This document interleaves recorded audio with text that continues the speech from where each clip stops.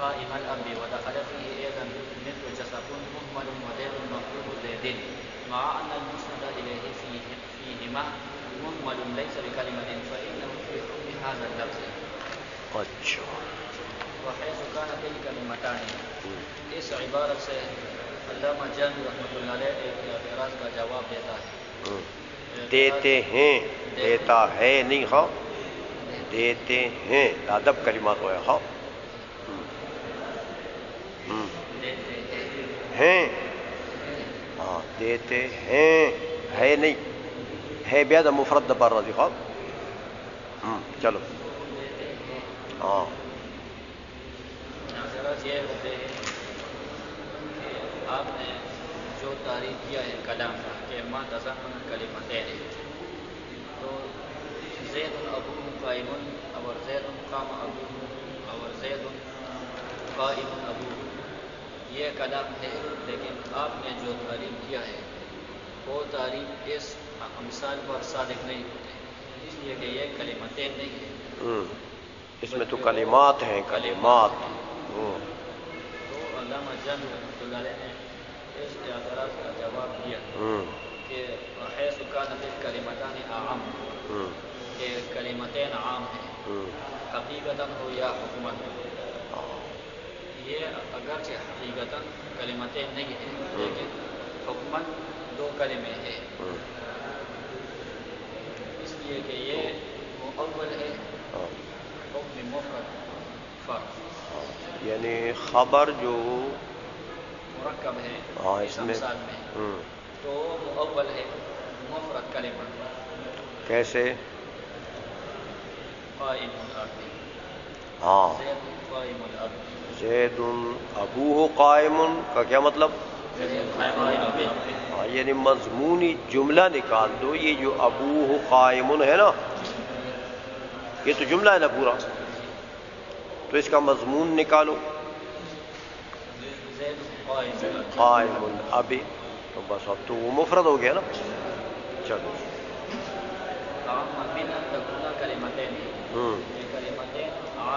ہاں کہ حقیقتاً دو کلمے ہوں یا حکماً دو کلمے. جب یہ تعمیم ہو گئی تو اس تعمیم کا فائدہ کیا ہوا؟ ہاں یہ داخل ہو گئے.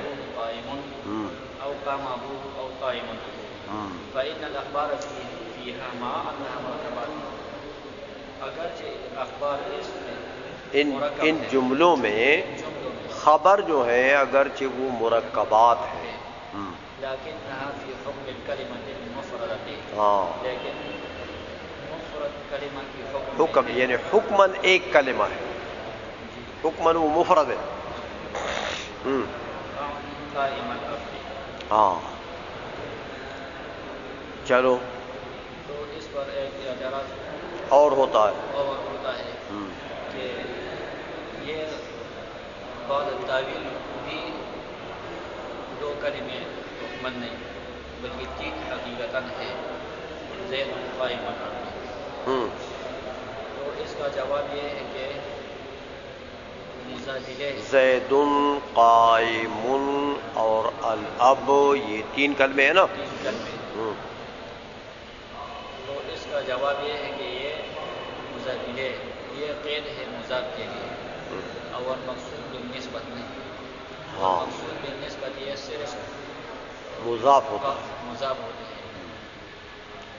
تو حکم مضاف الیہ پر نہیں لگتا، مضاف پر لگتا ہے. ہاں اس لیے یہ دو کلمے. یہ دو کلمے. چلو آگے. ودخل فيه أيضا مثل جزاء مهمل، اس عبارت سے مصنف رحمۃ اللہ علیہ اور اعتراض کا جواب دیتے ہیں.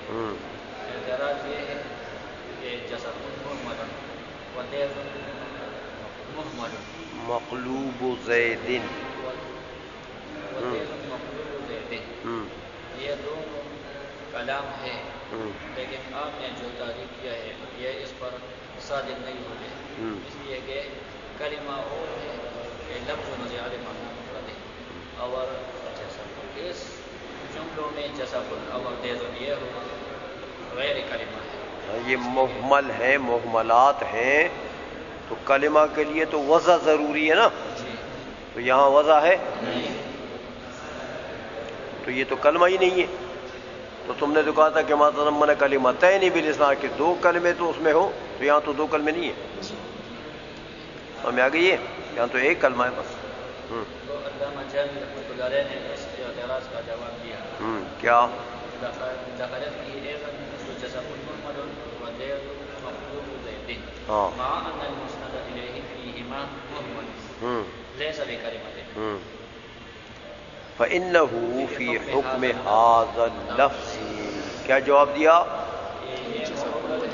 جزاء ودير مؤول ہے هذا اللفظ، یعنی مطلب یہ کہ باعتبار ذات اگر اس کو لیں گے نا تو ٹھیک ہے، پھر تو یہ محملات ہیں، تو ذات کے اعتبار سے تو کلمہ نہیں ہے. لیکن اس کلام میں یہ مؤول ہے. جسقن کے معنی کیا؟ حاذہ الکلمۃ، حاذہ تو یہ حاذہ الکلمۃ یہ تو موضوع ہے، لفظ موضوع ہے. آج سمجھ میں؟ يعلم أن كلام المصنف رحمه الله ظاهر في أن نحو ضربت زيدا قائما بمجموعه كلاما بخلاف كلام صاحب المفصل حيث قال الكلام هو المركب من كلمتين أسندت إحداهما إلى الأخرى، وإنه صريح في أن الكلام هو ضربت والمتعلقات خارج عنه خارجة عنه. اس عبارت سے علامہ جامی رحمۃ اللہ علیہ کا عرض ایک اعتراض کا جواب ہے. اعتراض یہ ہے کہ آپ نے پہلے جو مثالوں پر جو اعتراض دیا آپ نے اس کا جواب تعمیم کلمتین پر کر دیا، دے دیا کہ حقیقی ہو یا حکمی ہو. تو ضربت زیدن قائما یہ کلمات ہے لیکن نہ حقیقتاً دو کلمے ہیں، نہ حکماً دو کلمے ہیں. یہ تو مطلب ضربت، دیکھو اب ضربت وہ فعل فاعل، زیدن مفعول بہ، قائمن فاعل سے یا مفعول بہ سے حال. تو یہ تو سمجھو چار کلمے ہیں، چار تو یہ تو دو کلمے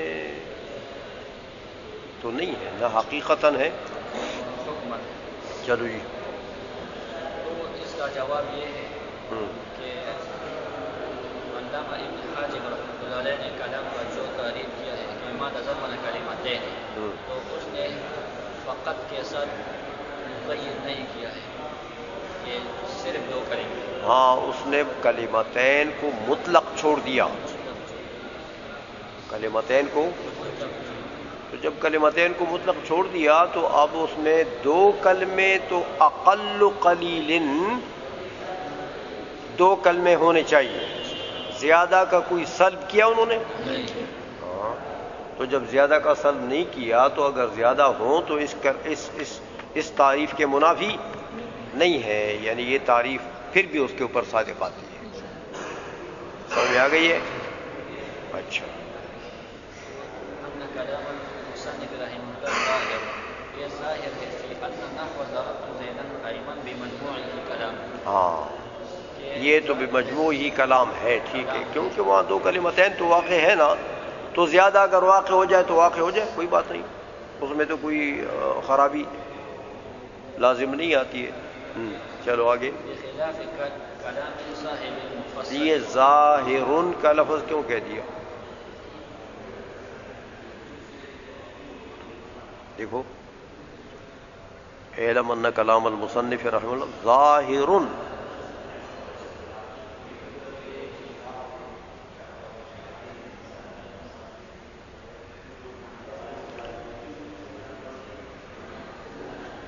سے جواب دے شیخہ.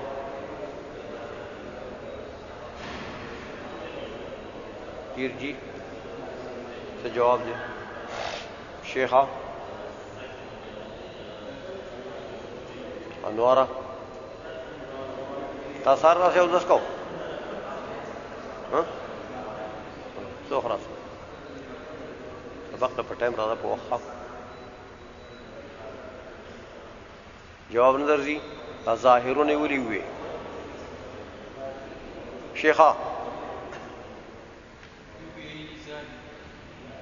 ظاہر ہے وہ تو اس کا لغوی معنی ہے وہ تو اندھے کو بھی آتا ہے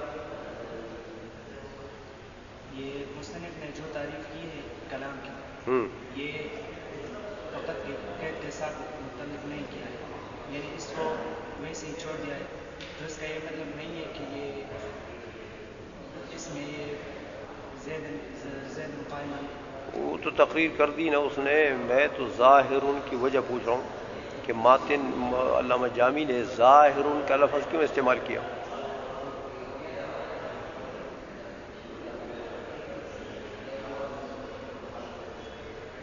تو شیخہ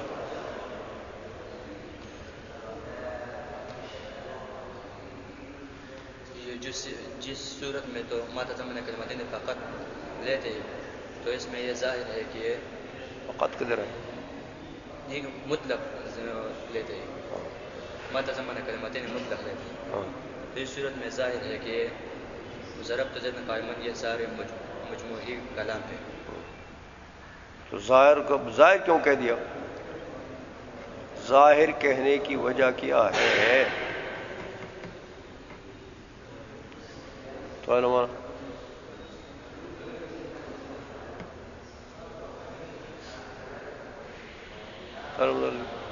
وقار ظاہر کیوں کہا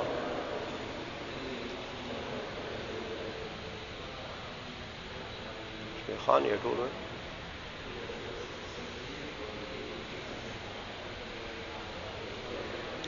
بھائی ظاہر اس لیے کہا کہ اس مفہوم میں یہ مصنف کا کلام ظاہر ہے کس مفہوم میں کہ اگر کلمات زیادہ بھی ہو جائیں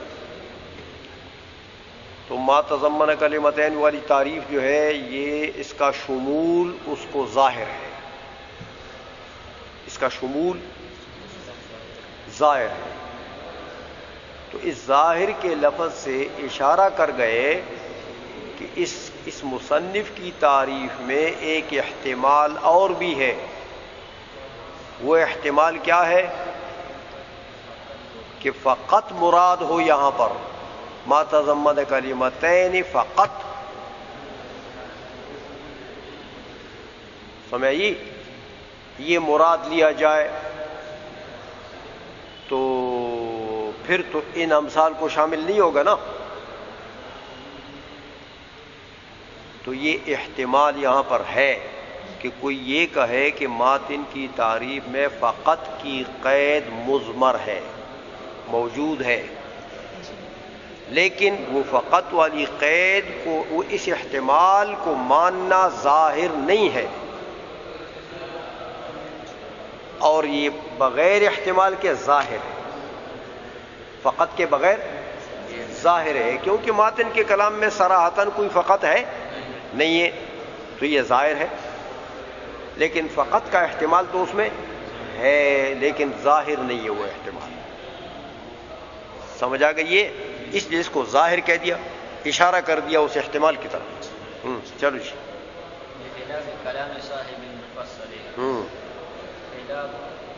وہ تعریف جو صاحب مفصل نے کیا ہے کہ اس نے تعریف کیا ہے کہ الکلام هو المرکب من کلمتین کلام وہ ہے جو مرکب ہو دو کلموں سے اسندت احداہما الی الاخری ایک کلمہ کی اسناد ہو گیا دوسرے کلمے کی طرف فإنه صریح فی ان الکلام هو ضربت تو یہ تعریف یہ صریح ہے کہ کلام صرف ضربت ہے ضربت زیدن قائما اس مجموعے کے اندر کلام صرف ضربت ہے صاحب مفصل کی تعریف دیکھیں یہ کیوں یہ صریح ہے ایک کلمہ ہے اور دوسرا کلمہ ہاں اور ضرب کا نسبت ہو گیا ہے ضمیر کی طرف ٹھیک ہے تو دو کلمے ہو گئے اور ایک کلمہ کی نسبت دوسری طرف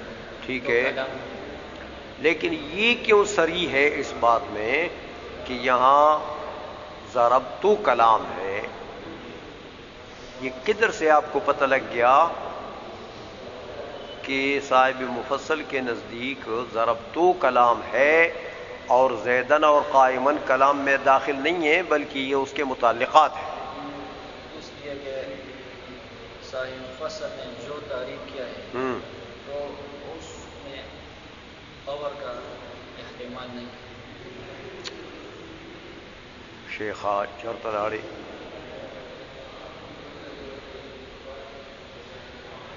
یہ کدھر سے پتہ لگ گیا کہ صاحب مفصل کے نزدیک کلام منحصر ہے دو کلموں میں؟ کلام منحصر ہے دو کلموں میں، اب تو میں نے بتا دیا۔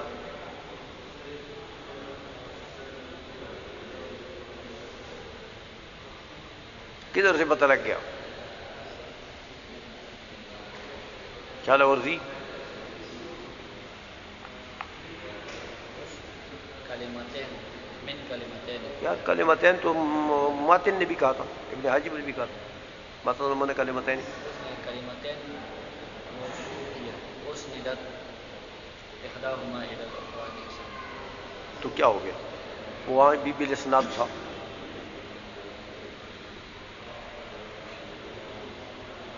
ماتن کے کلام میں بھی تو بالاسناد ہے نا، تو بالاسناد کا معنی یہی ہے نا کہ اس نے احداہما الی الاخرى۔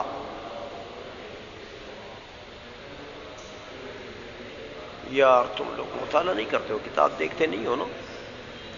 دیکھو صاحب مفصل نے ایک ضمیر فصل لائے ہیں یہاں پر، الکلام هو المرکب، الکلام تو ضمیر فصل کا فائدہ کیا ہوتا ہے؟ حصر، کہ مسند الیہ کا حصر ہے مسند میں، مسند الیہ کا الکلام کیا ہے؟ مسند الیہ۔ مسند کون ہے؟ المرکب، ہاں من کلمتین، کہ کلام صرف اور صرف وہ ہے جو دو کلموں سے مرکب ہو۔